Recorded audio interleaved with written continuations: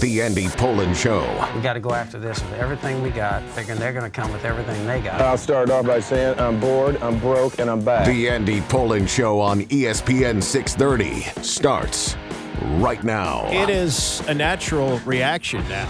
When you see what happened with the New York Knicks yesterday, they make the Eastern Conference Finals for the first time in 25 years, and Tom Thibedeau, the coach, gets fired.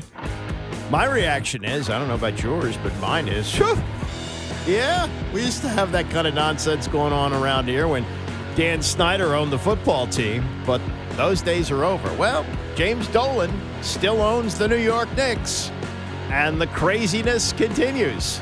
Did that make any sense whatsoever? I don't think so, but they say they need a fresh voice. Fresh voice to get that team to the NBA Finals? I'm not sure. Boston healthy next year. Indiana back as defending Eastern Conference champions, maybe NBA champions. Crazy. We'll get into all the reaction on that. Also, later in the show, we'll hear from David Feherty, who, I got to be honest, he's kind of disappeared for me. He took a lot of money to go to the Live Tour, and the Live Tour is rolling through town this weekend. It's going to be at Robert Trent Jones. But he made a move, has to be for cash, because he was a presence every week, a PGA Tour. And I know the Live Tour is televised. It's just not on my radar, and I don't even know even casual golf fans. And I'm a very casual golf fan, and I'm only checking in for the majors. I don't know how much attention they're getting. And the other thing about the Live Tour is, for several months, maybe even a year, this was a big hot-button story. What's going to happen? Live Tour is going to choke out the PGA Tour. They both can't exist. And they agreed to a merger. No merger has happened. Nobody talks about it anymore. It's like it's just gone away. The parade left town. It's nuts. But I'll ask David Feherty about that coming up about 10:20.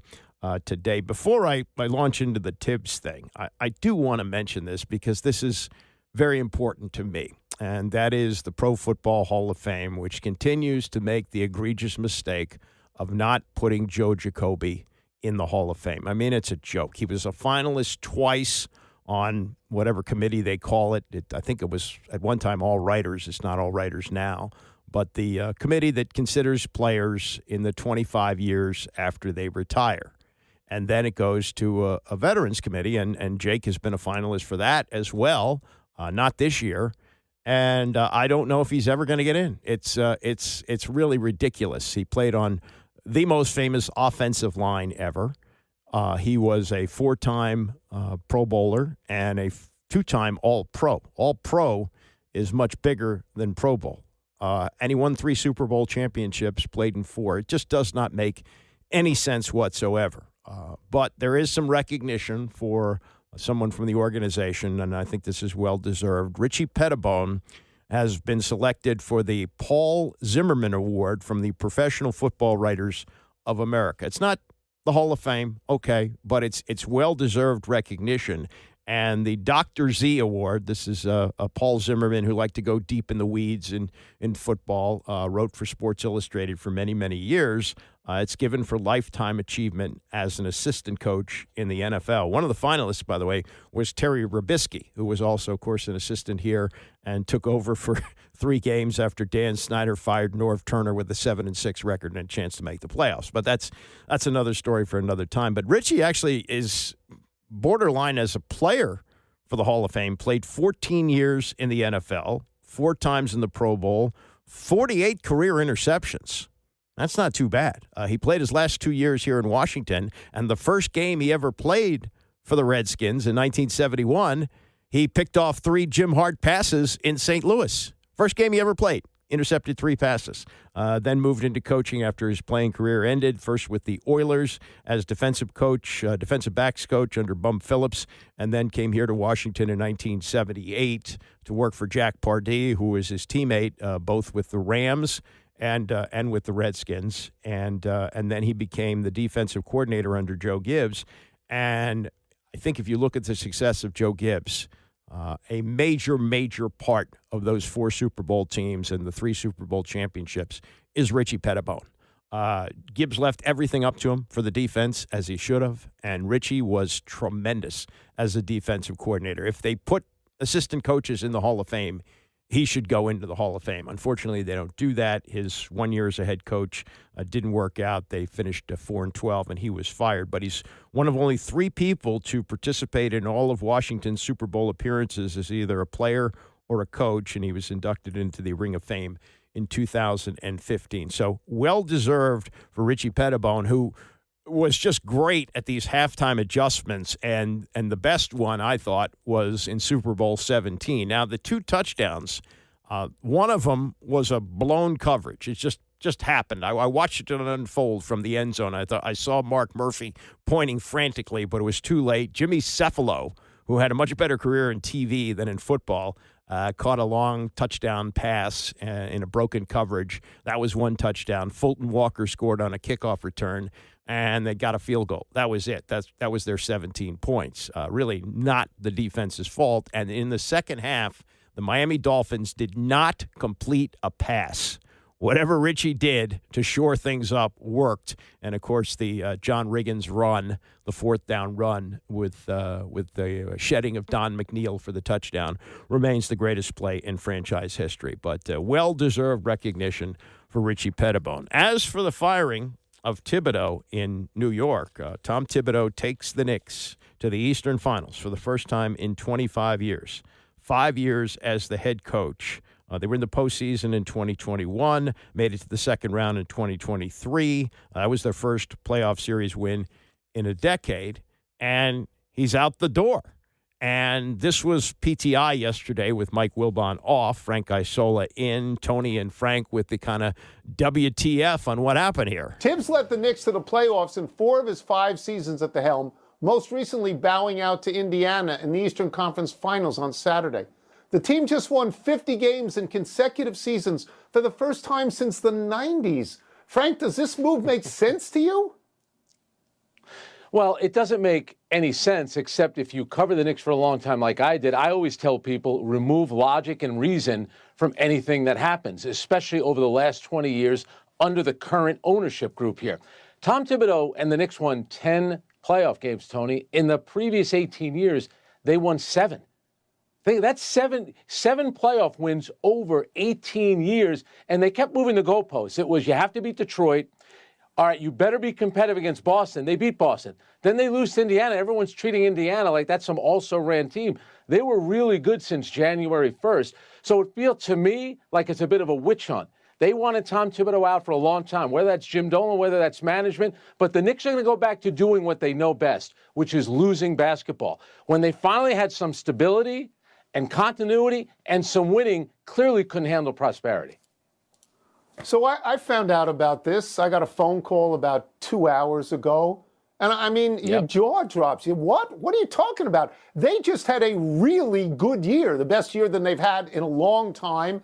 And Thibedeau was part of it. Now, I will tell you that I would watch these playoff games and I would see him on the sideline standing absolutely still with a pained expression on his face, and I figured he had ulcer problems. But I never got the sense that he didn't have control of the team, and I never got the sense that there was rebellion. Maybe there was. I'm going to ask you the questions that a sports writer would ask in this thing, which is, who are the Knicks chasing? Are they chasing a player and they had to make this change? Are they chasing a coach?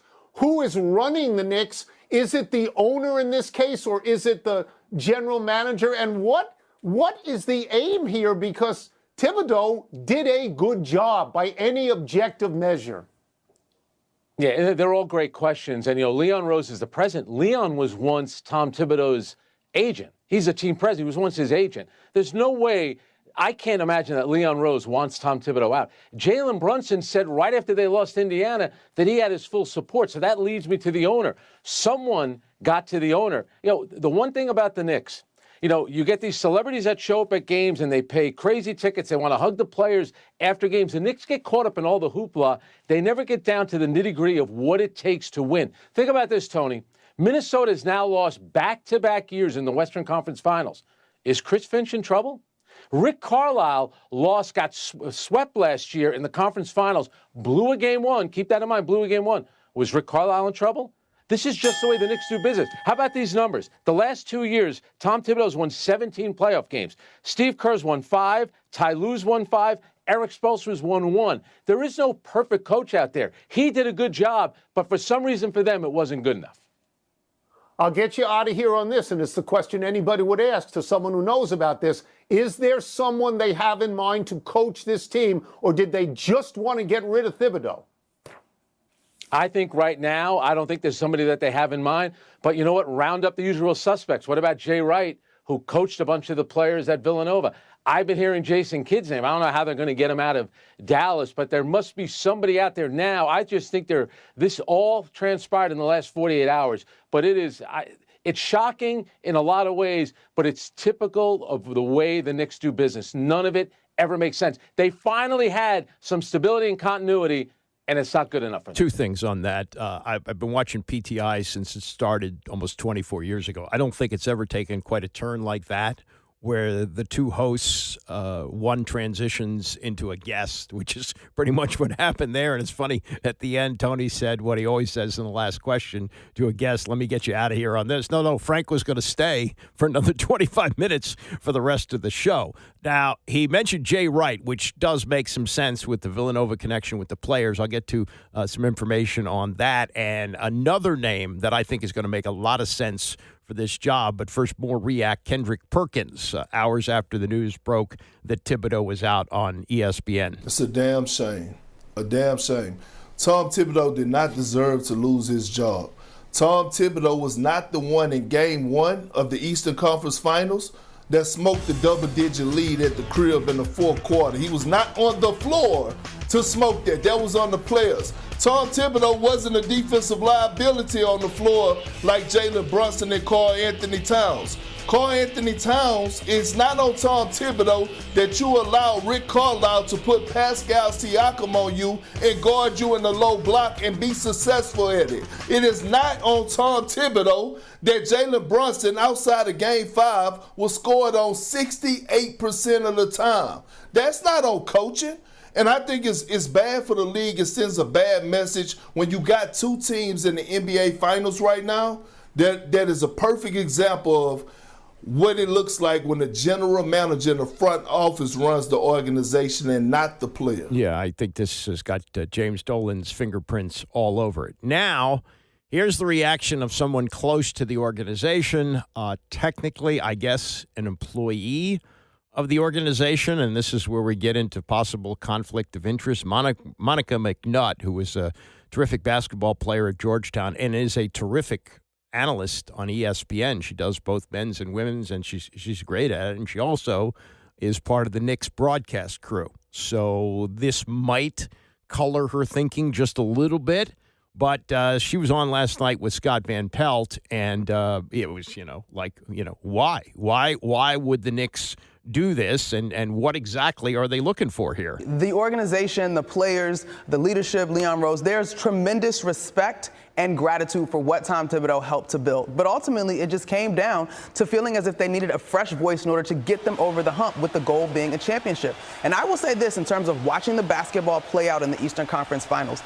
It felt as if the Knicks were sort of forced and reluctant about making some changes. And I just think, as you've covered the league for forever, in 2025, there is a creativity and innovation, a free-flowing nature to offense in the NBA that I just don't know was given an opportunity to succeed under head coach Tom Thibedeau. But again, he has been tremendous in laying a foundation. The organization is as attractive as they have ever been in terms of people wanting to come and compete in the orange and blue and have a chance to win a championship. Well, that may be, but I think the James Dolan factor is going to be there. Other coaches have to look at this and wow, he just took the team to the Eastern Conference Finals for the first time in a quarter of a century, and he's out of a job. Is this a guy I want to work for? I don't think so. Now, you heard Frank Isola mention Jay Wright, which makes a lot of sense. Been out of college for a couple years. He's been on TV. He's got great connections here with the Knicks. They're arguably their best player, Jalen Brunson, Villanova. Josh Hart, Villanova. Mikal Bridges, Villanova. He knows these guys. He knows how they compete, and it would seem to make a lot of sense. But Seth Davis, for whatever this is worth, and this may turn out to be nothing because he's not actually quoting Jay Wright on this, but Seth Davis, who's also on the CBS set on their college basketball coverage, he said, I've been working with Jay Wright on TV for 3 years. Based on every conversation we've had, I would say there is a greater chance that I will be the next Knicks coach than him. The difference is if they call me, I will say yes. Well, that's a kind of a funny little tweet there, but things can change, and money talks. And Jay Wright, who wouldn't have to leave the East Coast, I guess he still lives in the Philadelphia area, but is in New York all the time for CBS coverage. That might make enough sense for him. The other name, which I think is very intriguing right now, and I think may actually happen, the other one that could happen is Danny Hurley.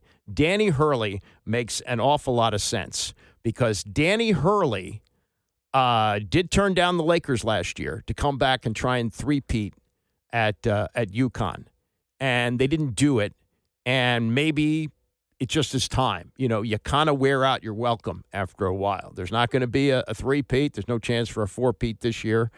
He was romanced by the Lakers. This could make sense, and his wife apparently played a role in this. She's from New Jersey, wouldn't have to leave home. I think it makes total sense that they at least talk to him. Let's see where it goes, but I would say that you should not rule out Danny Hurley as the next coach of the New York Knicks. I think that's very much in play. Other names will surface, and whether it's Jason Kidd and he can get out of his deal with Dallas and he goes there, but they'll get a name, they'll get somebody. But as far as everybody running to go work there with James Dolan as the owner, I'm not so sure that's going to happen. All right, coming up, some more football yak and a baseball take, which I have a counter to. It involves the two greatest players in the game right now. Stay with us. It's the Andy Pollin Show, ESPN 630. The Andy Pollin Show on ESPN 630, the sports capital. About 25 minutes, I'll look back on the life of someone who should be in the Hall of Fame and is not because of one play, Jim Marshall and the wrong way run. Also a forgotten player from the 60s who should not be forgotten. He's got some really cool trivial points attached to him, and we will get to that. We are in early June, and what does everybody talk about? Not baseball, for sure. They talk about the NFL. Here's the crawl on ESPN. Will Caleb Williams take a huge step forward in 2025? Well, either he will or he won't, but it gives the Get Up crew with four people on the set something to yak about for a while. The Cowboys are always a go-to. It was a go-to on the Rich Eisen show yesterday, guest hosted by Andrew Siciliano, who does a tremendous job and unfortunately doesn't do the Red Zone anymore. He was doing it on DirecTV, but he's now the radio voice of the Cleveland Browns, and he's got a whole bunch of other things that he does, lives in the L.A. area, and sat in for Rich yesterday. And talked to Gerald McCoy, a former defensive tackle in the NFL. He played for Tampa Bay and Carolina for 11 years and is now an analyst with the NFL Network. And the go-to is always the Dallas Cowboys. What the Dallas Cowboys are doing, what the hell Jerry Jones is doing, and this was the McCoy take on what Jerry is doing to the Dallas Cowboys these days. Well, you're building a team. Like, you look at what Jerry's doing right now.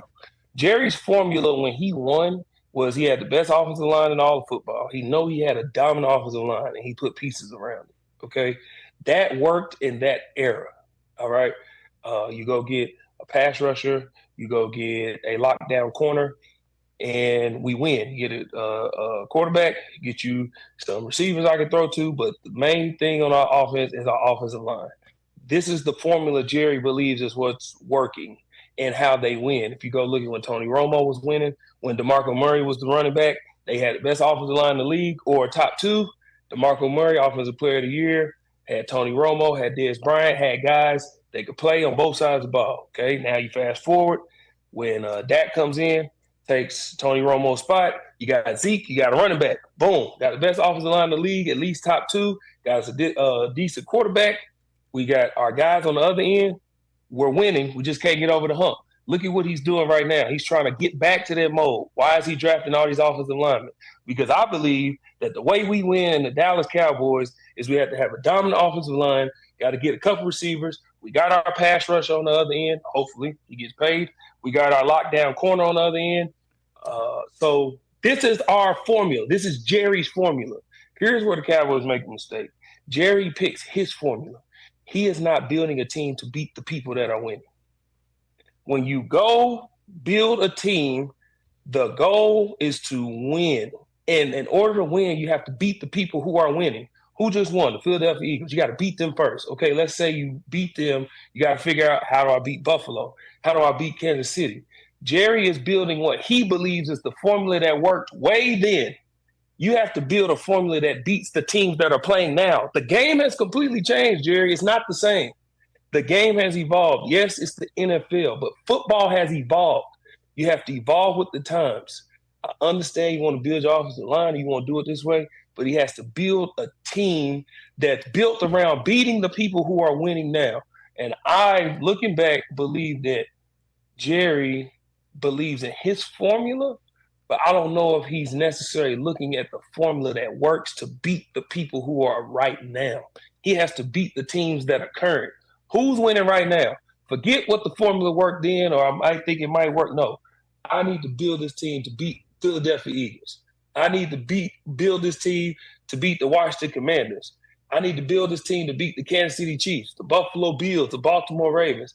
Jerry's doing his formula, what he believes, this is what I've seen. This is what we did. This is what works. It worked then, but the game has evolved. So you got to put different pieces in place and come up with a scheme and a formula that works to beat the teams now.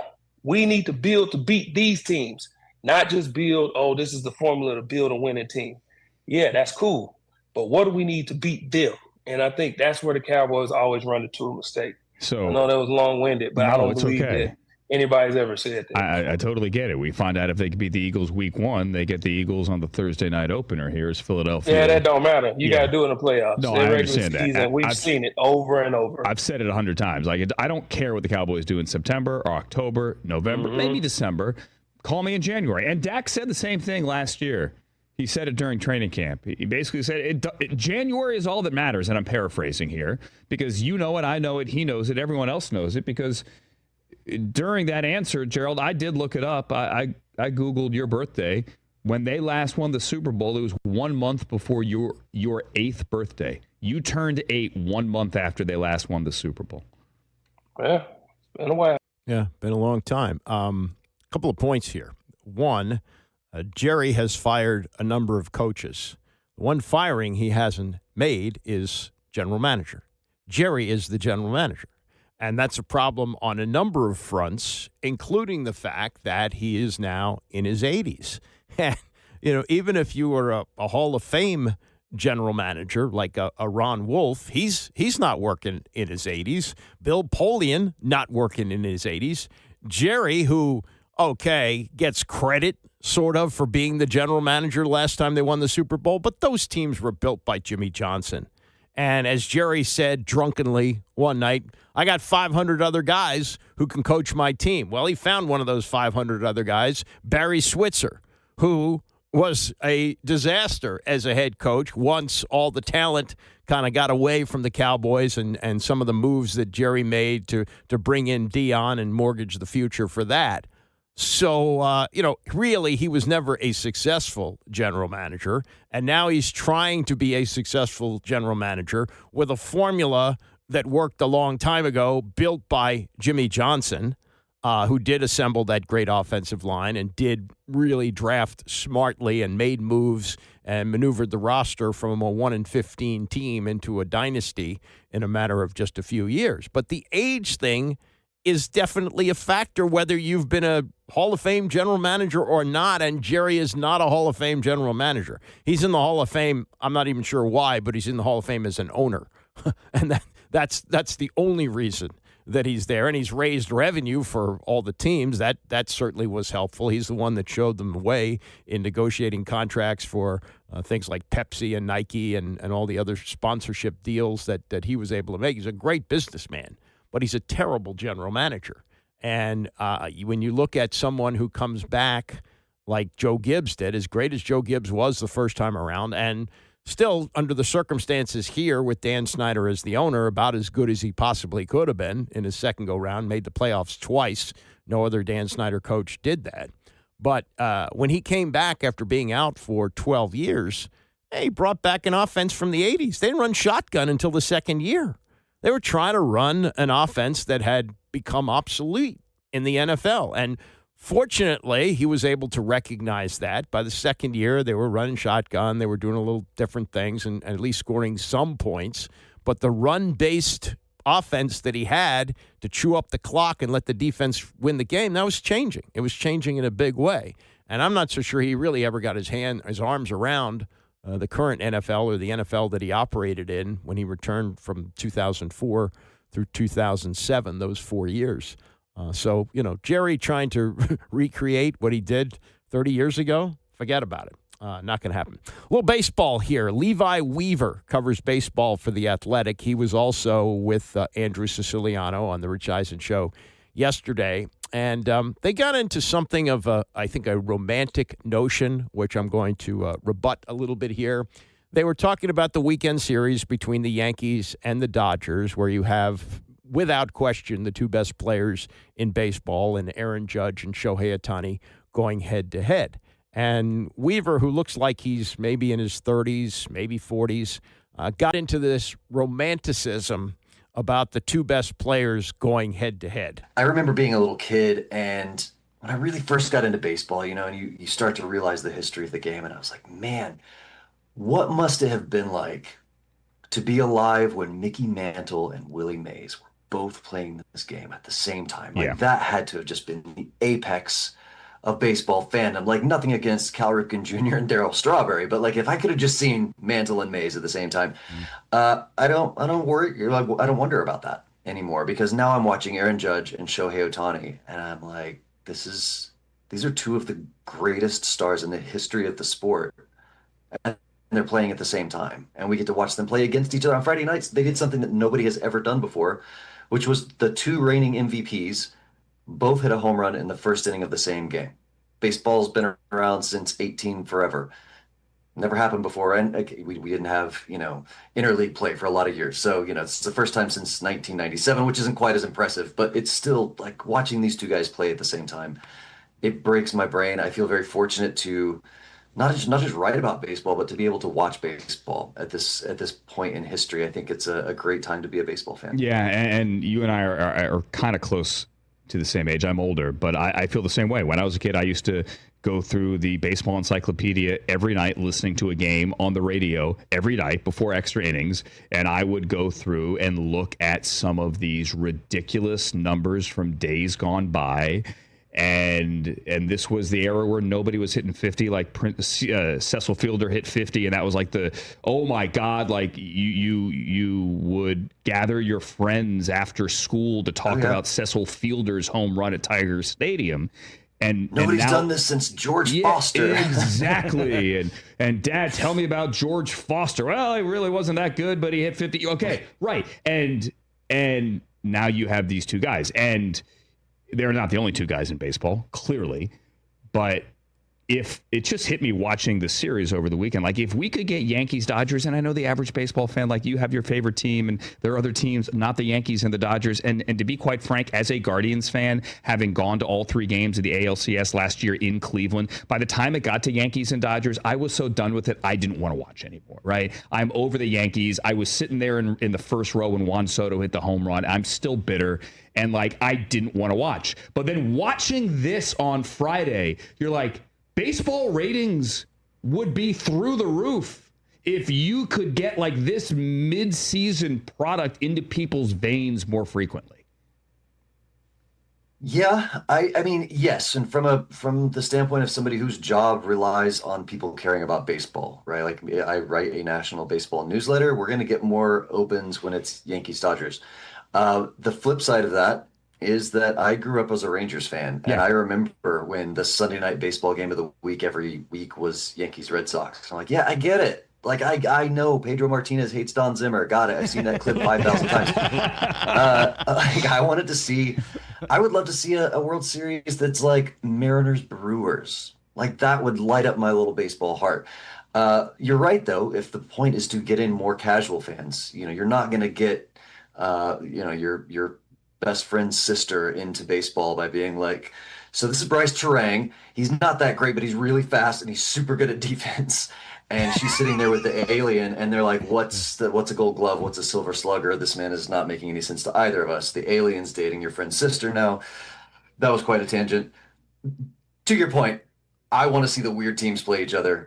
But yeah, you're right. I mean, it's remarkable to see these two teams. Of course, it's the Yankees and Dodgers, right? Like, we couldn't get Aaron Judge on the Rays and Shohei Ohtani on. Well, he was on the Angels for a while. That didn't really pan out for them. I mean, it's entertaining to sit back and watch. The whole sport is watching. People who aren't even huge baseball fans are watching. Okay, so that's two guys. I think they're in their 40s, both in their 40s. Levi Weaver and Andrew Siciliano, who I know well. He was an intern with us years ago, and I think he's a great talent. Great talent. I think he does incredible work, and I'm not familiar with Levi Weaver, but the two of them sitting there saying, oh, if we could get the Yankees and Dodgers into people's veins more often, how great the baseball ratings would be. No. The biggest problem with baseball right now is not baseball. It's football. When I was a kid, I remember this. We didn't have a baseball team. The Senators left town when I was 13 years old. And within a few years, people started to gravitate to the Orioles, but we were still a town without baseball, and we'd had it for, like 100 years, 75 years, so whatever it was. It was a long time. We didn't have it. And they put on the front page of the sports section about this time of year, June, Charlie Taylor working out for the upcoming season. And a lot of people from out of town went, what are we doing? Especially people from New York. What? They got a football player in the middle of the baseball season? And baseball at that time was still kind of running neck and neck with football. It really wasn't until maybe the late 80s, early 90s that football started to run past baseball. You look at the ratings, they were strong for the World Series. And when this young Levi Weaver, who probably never even saw Willie Mays play, I did at the end of his career, and I briefly remember seeing Mickey Mantle play. He retired 1968 when I was like 9, 10 years old. That was a different era. That baseball was king by a mile. And if you look at the popularity of baseball back, say, in the 1950s, these two stars, which he mentioned, Mantle and Mays, were playing in the same city in New York City, the New York Giants and the New York Yankees. And they never played against each other. The only time that Willie Mays and Mickey Mantle faced each other than all-star games was in the 1951 World Series. And that was the one where Mantle tripped over a drain and probably tore knee ligaments, and they never really did the kind of surgery that he needed, and it totally altered his career. Still a great player, but, I mean, he was a speed demon on the bases before that, and it just wasn't the same. The famous picture of Joe DiMaggio playing in his last World Series, waving for the stretcher to come out and take him off the field, that was a lasting image from that 51 World Series. Mantle batted only 5 times. He played in only 2 games. And how did Willie Mays do against the New York Yankees without Mickey Mantle?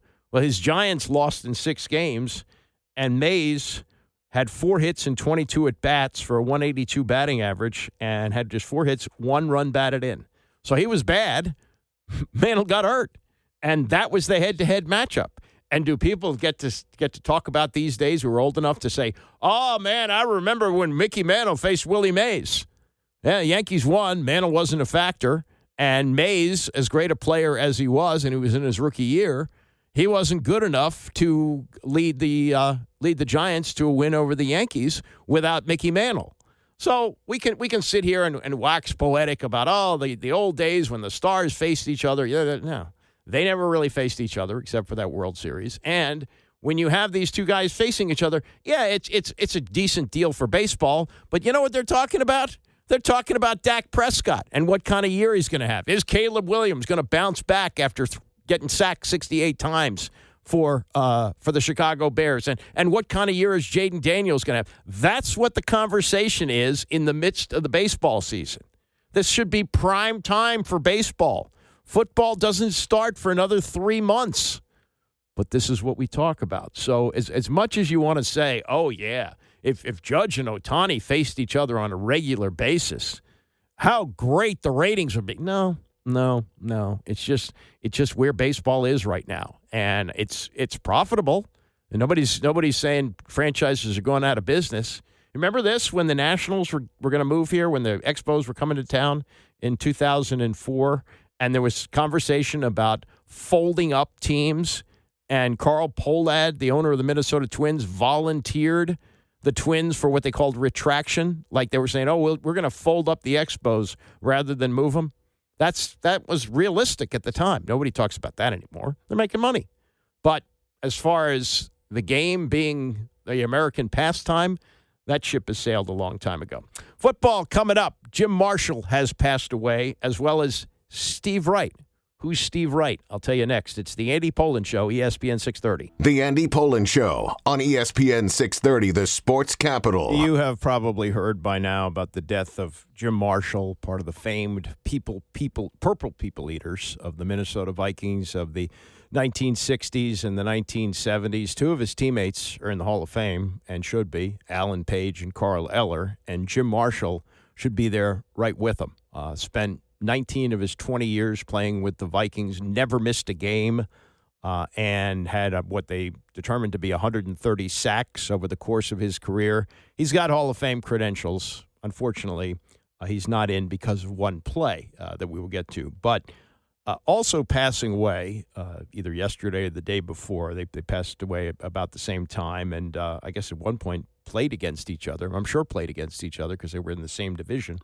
Steve Wright. Steve Wright was 82. Jim Marshall was 87. But Steve Wright is one of the really interesting stories in the NFL. He had played at Alabama. He was drafted by the Green Bay Packers and the New York Jets, and he'd been a teammate of Joe Namath, who they would take a year later, and they really wanted him. But the allure of playing for the Green Bay Packers in the 1960s was a really big deal. And so he elected to sign with the Packers. They tried him at defensive end, didn't work there, but they moved him to offensive tackle, and he was part of the first two Super Bowl teams with Vince Lombardi. He winds up getting traded to the New York Giants for the 1968 and 69 seasons. And over the course of those seasons, there was a photograph of him on the sidelines of a cold, rainy game where he was wearing a cape. They used to put capes around the players on the sidelines when the weather would get bad.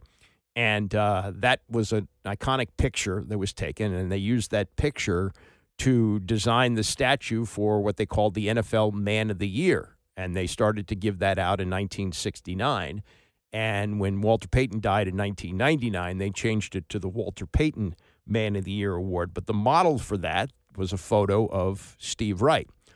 Now, Steve Wright does play the 69 season with the Giants when Vince Lombardi spends his 1 year in Washington. But before the start of the 1970 season, Lombardi wanted Wright. So he got him from the New York Giants and was prepared to make him, I believe, his right tackle in 1970. Unfortunately, Vince Lombardi passed away of cancer right before the start of the 1970 season. He was only 57 years old. And Wright played 1 year for Washington. George Allen comes in 1971. He was both the team president and the coach, so he would make the trades. And he traded Steve Wright to the Chicago Bears. And Wright asked about what he would miss most about Washington. He said, Central Liquors, which was a great line. And then he played another couple of years in the league and went on to do other things. A couple of years after he retired, he co-wrote a book with Bill Gilday and Kenneth Turan, both late great writers with the Washington Post. I knew Bill pretty well at the end of his life. And the book was called I'd Rather Be Right, Wright, his last name, Memoirs of an Itinerant Tackle. And he took you inside the world of the NFL in the late 60s and the early 70s. And that was, kind of like the book that Jim Bouton wrote about baseball. We were hungry for that kind of behind-the-scenes stuff. Now we get it all the time, and NFL Films access and all that. But at that time, that was kind of a new thing. So rest in peace, Steve Wright, who will always be remembered for the line, what will you miss most about Washington, D.C.? Central Liquors. He was 82. Jim Marshall was 87 years old. Apparently he had been ill for some time. Played at Ohio State, drafted in 1960 by the Cleveland Browns, played 1 year there. Then the Minnesota Vikings became an expansion team in 1961, and he went there and went on to play 282 consecutive games, most ever in the NFL. That's a defensive end. and that was eventually broken by Brett Favre, who was also with the Vikings when he did it in 2010. That's his last year in the league, and the streak came to an end. The thing about Marshall is he is tied with Jason Taylor for most opponent fumbles recovered ever, 29 over the course of his career. One of those fumbles that he recovered has kept him out of the Hall of Fame. It was a 1964 game between the Minnesota Vikings and the San Francisco 49ers. And we know Billy Kilmer as the quarterback here with the Washington Redskins. He also was a quarterback with the Saints. When he was with the 49ers, believe it or not, Billy Kilmer was a running back. And he plays a big part in what is known as the wrong way run by Jim Marshall, 1964. I had made, the biggest mistake you could probably make in a football game. Myra straight back to pass, looking. Now stops, throws, completes it to Kilmer up at the 30-yard line. Kilmer driving for the first down, loses the football. It's picked up by Jim Marshall, who's running the wrong way. Marshall is running the wrong way, and he's running it into the end zone the wrong way. Thinks he scored a touchdown. He has scored a safety. And seeing the goalpost kind of triggered, pick it up and run. And that's exactly what I did without really getting my bearings. The minute he picked it up, I knew where he was going. It was going to run the wrong way, because that was the first statement that I made was he's running the wrong way. One of the 49er players came up and said, "Thanks, Jim," or something to that effect. You knew right away, boy, you really messed up this time. Now, fortunately for Jim Marshall, he threw the ball away when he got into the end zone. It was a safety instead of a touchdown, and the Vikings won the game. But I believe this, with both Carl Eller and Alan Page in the Hall of Fame, that Jim Marshall deserves to be in there with him. I mean, you have a streak like that, 282 consecutive games at defensive end, a signature player on the most famous or one of the most famous defensive lines in NFL history, and he doesn't get in. I think it's because of that play. It's too bad. And to hear his teammates talk about him, I mean, of all the great players that the Vikings have had, he might be at the top. Chuck Foreman, who's from Frederick, played at Miami and was later a great running back with the Vikings. He was on TV last night in Minneapolis talking about his late great teammate. There hasn't been any person in camp that we've had a lot of great players, obviously, and a lot of great leaders, but Jim Marshall is the face of the Minnesota Vikings when it comes to who is a Viking. Gary Larson looked like a Viking, but Jim Marshall was everything you would think of to be a Viking. If you would never want to go anywhere without him. If you had to go someplace and to survive, you want Jim Marshall by your side because you know you would make it out. I remember my first agent was a gentleman by the name of, what's his name? Played lineman for John Wooten. He played lineman for the Cleveland Browns. And he blocked for Jim Brown. Most of the people don't know that, Jim Marshall played on the Cleveland Browns with Jim Brown. And John Wooten told me, he says, "You're going to go to Minnesota, you're going to meet a guy unlike anybody else you've ever met in your life." I said, "Well, who?" He says, "Jim Marshall. Don't you even try to keep up with him because you can't. He's something different in a lot of ways. He's smart, he's committed. I mean, Jim Marshall, when I first got here, I came up for my first training camp, and they said, "Well, we have to go to Jim Marshall's, or we have to go through this little." He had this path that he ran by his house that, to see if you could keep up with him, and if you kept up with him, you knew you were in shape. Well, I'm being 20 couple years old. he's like 30, whatever it was at the time, because I was 11 when he first got into the league. 11 years old, I was watching. And I got there, and I'm like, there's no way possible this guy's going to outrun me. And we took off, right? Me, Jim Lash, and I think Brent McClanahan was with us, rookies. Right. And we took off, and at the beginning, we were there, but we noticed that, we looked at each other and we noticed he was going further and further ahead of us. And we couldn't catch him. And he got back to the finish, and he was sitting down while we were still finishing the run. But he had such a commitment and such a love for the game. He was a great leader, but a great, great person. He'd give you the shirt off his back if you needed it. He was the kind of guy, it'd be hard not to follow, and I don't think the franchise has ever had anybody like that since. We've had a lot of good people, a lot of great players. That's understandable. But there's only been one Jim Marshall in this town, and that's a fact. That's Chuck Foreman last night on Jim Marshall passing away at the age of 87. Last couple of comments on this. Hall of Fame quarterback Fran Tarkington, who led them to 3 Super Bowls. Bud Grant, who led them to 4 as a coach, with their comments on Jim Marshall. I think the most important Viking in history was Jim Marshall. If you took all the Vikings and took all the top 25 Vikings and made a magazine or a catalog and put all their pictures in their history, these are the greatest 25 Vikings, the guy on the cover of that magazine would be Jim Marshall. And again, that's Bud Grant, who said when Marshall retired at the age of 42, after playing 282 consecutive games, he said, maybe we've taken it for granted that Jim Marshall plays hurt, but durability is the most important ability you can have. You can't achieve greatness without durability, and that is personified by Jim Marshall. Now, he paid a price for it, as many of these guys do. Later in life, several years ago, he said he had a long list of post-career surgeries on his knees, ankles, hips, shoulders, back, neck, heart, eyes, and ears. He said, I didn't quite accomplish all the things I wanted to, meaning probably a Super Bowl championship, an election to the Hall of Fame, but I sure tried. I sacrificed. I gave it my best shot.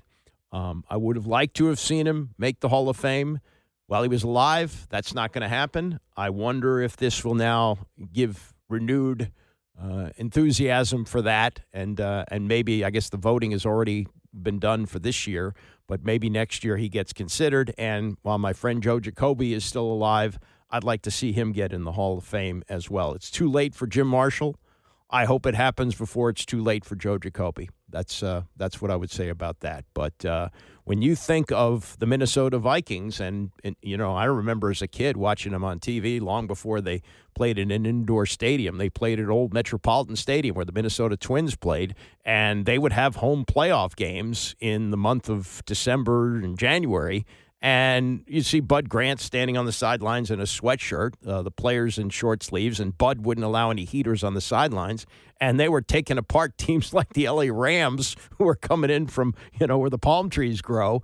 And when you think of those teams, that's what you think about. You think of the defensive line with Carl Eller, Alan Page, Jim Marshall. Those were the 3 stalwarts. They had a couple of others who played defensive tackle, Gary Larson most notably. But those 3 guys, the Purple People Eaters, they personified the Minnesota Vikings. And Jim Marshall, who never missed a game in 19 years on that defensive line, should be remembered and should be honored as a member of the Hall of Fame. And it's just too bad that one gaffe during his career, which did not cost his team a game, kind of defines him, and that's really too bad.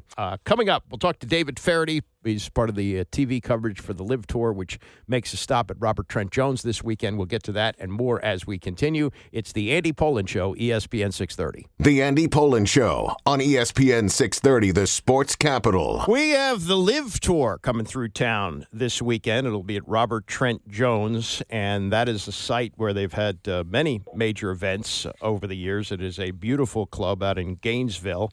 And we have with us one of the TV voices of it. You're very familiar with him, David Feherty, long time on various outlets, including the Golf Channel, and has made the move to the Live Tour. Good to have you with us. And are you in town yet?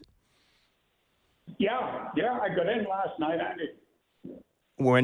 And what do you think of our fair city? We gave you some pretty good weather to come to town, did we not?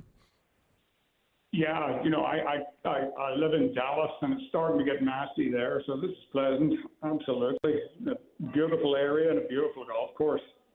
Okay, so let's catch up on this. I would consider myself to be a casual golf fan. I generally watch the majors. I love your work, by the way, on the Golf Channel, where you did interviews with not just golfers, but people from all walks of life. But the Live Tour has confused me because for, I don't know, maybe about a year, was a hot-button issue in sports. What's going to happen? Are they going to merge? Who's going to have the top golfers? And then there was an agreement to merge, and like nothing has happened and nobody talks about it anymore. Where are we with this? Yeah, I'm one of those people that doesn't talk about it as well because I don't know. I mean, I am not involved in the negotiations at that level, that's for sure.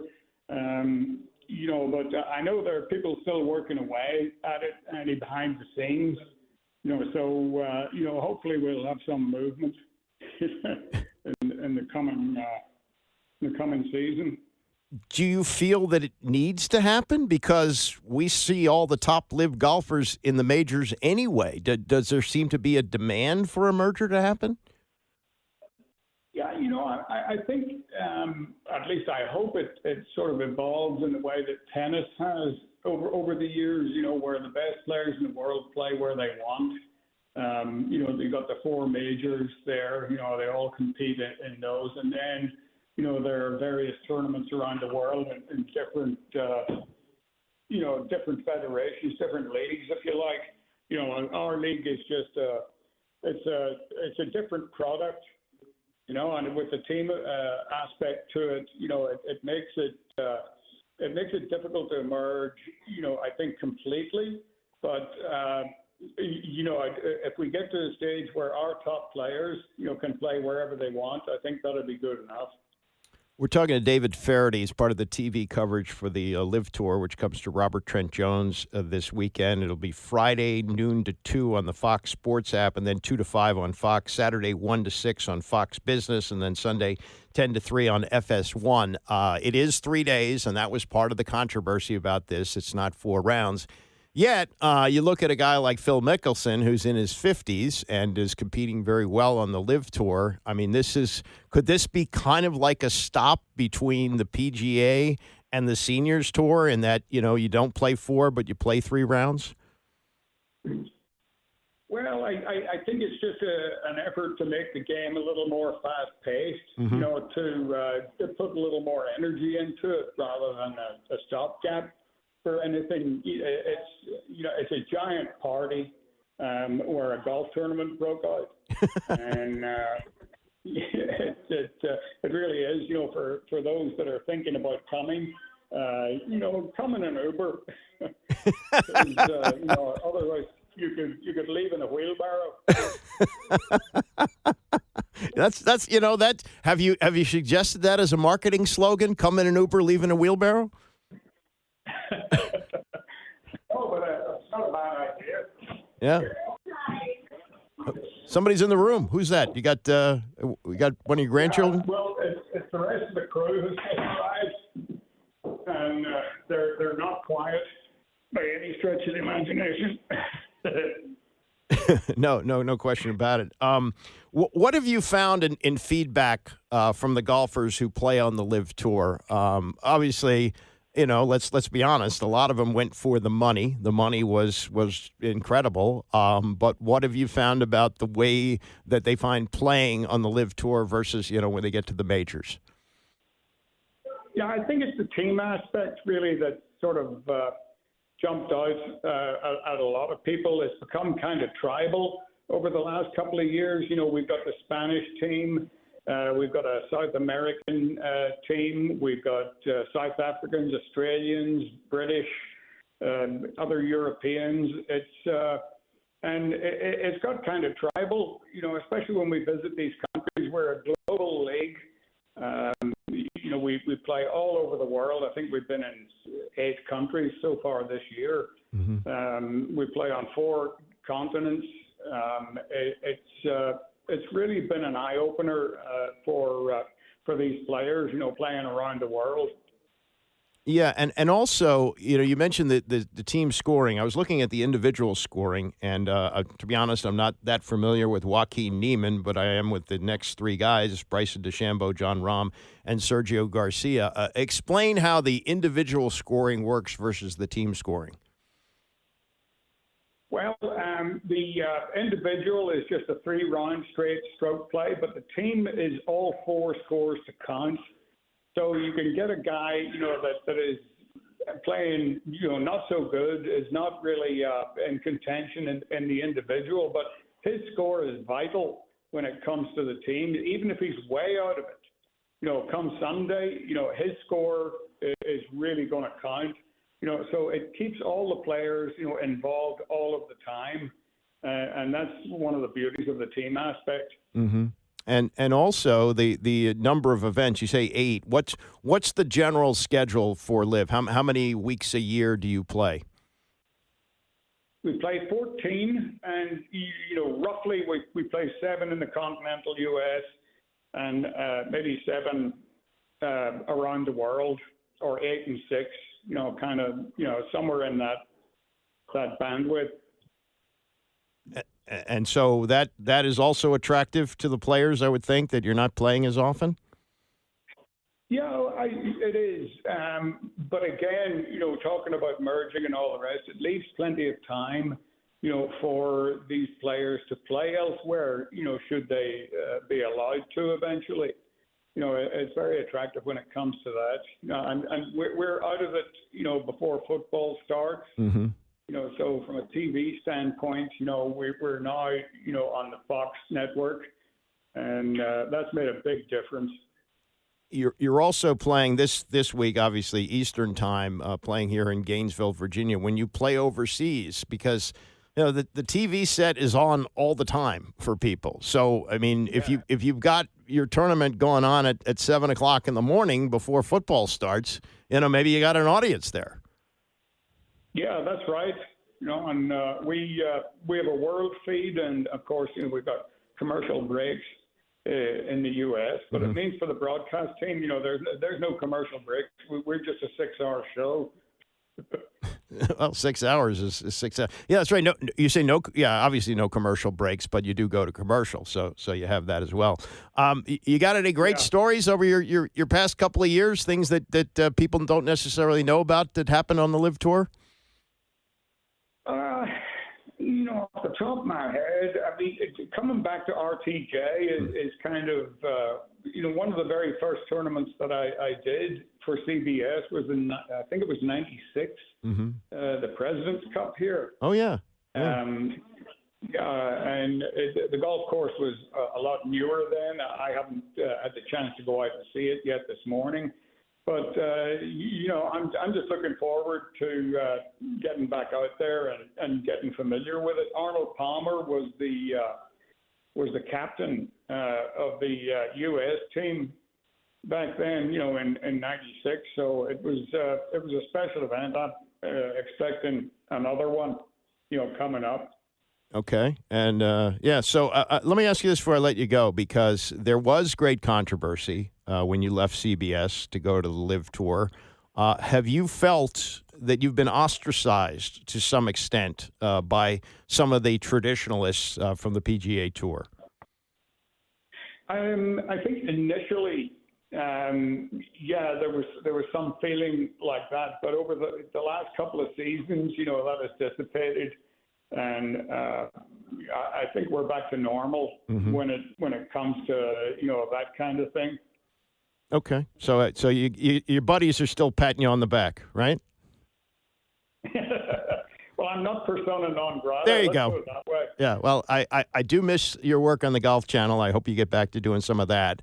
But best of luck. best of luck with this. And if people want to come out on Saturday, right, they're going to see a new or Friday, starts Friday through Sunday. They're going to see a form of golf where it's suggested that you come in an Uber and leave in a wheelbarrow, right?